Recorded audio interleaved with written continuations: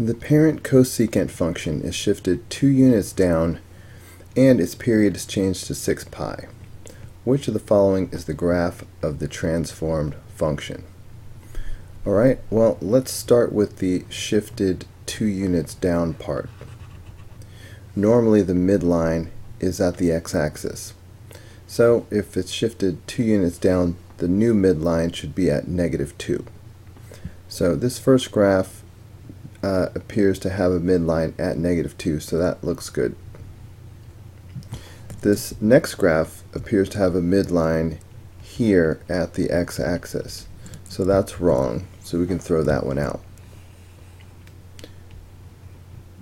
Alright, this one appears to have a midline at -2, so we can't eliminate that yet. This one appears to have a midline at the x-axis, so again we can throw that out. So right away we've narrowed it down to 2 choices. Okay, so now let's look at the period. Well, the period should be the distance between corresponding points. Okay, so see how this is the top of a hill and this is the top of a hill. That distance is the period, so that should be 6 pi. Okay, so let's see. Each one of these marks is pi. Okay, I'm just looking at the scale. So the question is, are these 6 marks away? Well, let's see. This would be 1, 2, 3, 4, 5, 6. Alright, so the period does appear to be 6 pi. Alright, this distance is the same as this distance. Okay, so at a glance the answer appears to be A, well, the first one. But let's check the other one just to be sure. Okay, so we are here and we are here.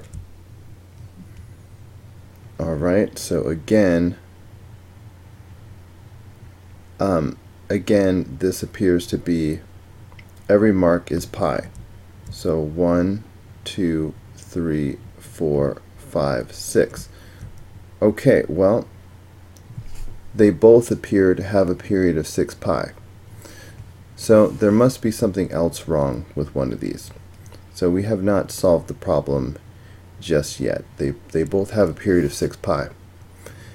So maybe one of these is not a cosecant function at all. Because they didn't say anything about a phase shift. There should be no horizontal shift.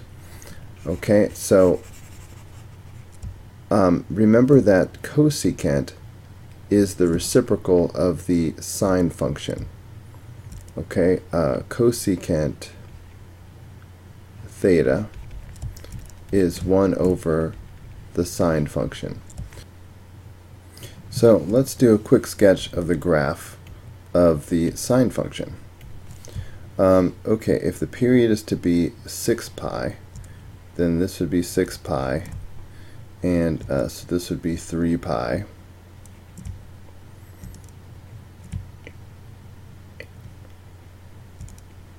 Okay, and this would be like 3 pi over 2.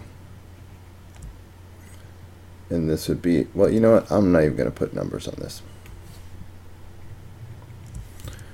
Okay, anyway, the sine function starts at the origin, 0, 0.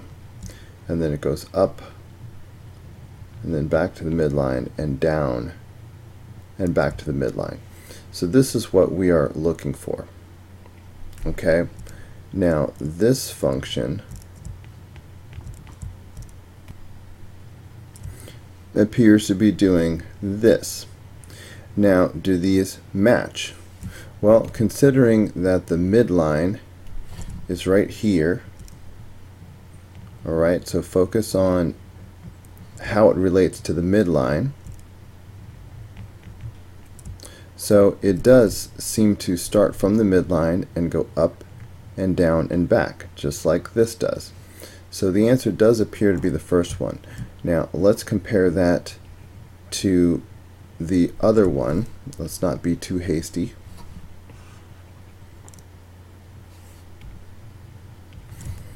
Okay, so again, looking at these points, we will draw the curve that travels between them. So here's the curve that travels between these peaks and valleys, and here's the midline. Okay, and here's the y-axis. So this one does not start at the midline. This one starts, on the y-axis, it starts off at the A value and then falls and rises. So this is actually based on a cosine function. So this is actually a secant graph. Okay, whereas this one is based on a sine function, which makes it a cosecant graph. So we've narrowed it down finally, and the answer is the first one.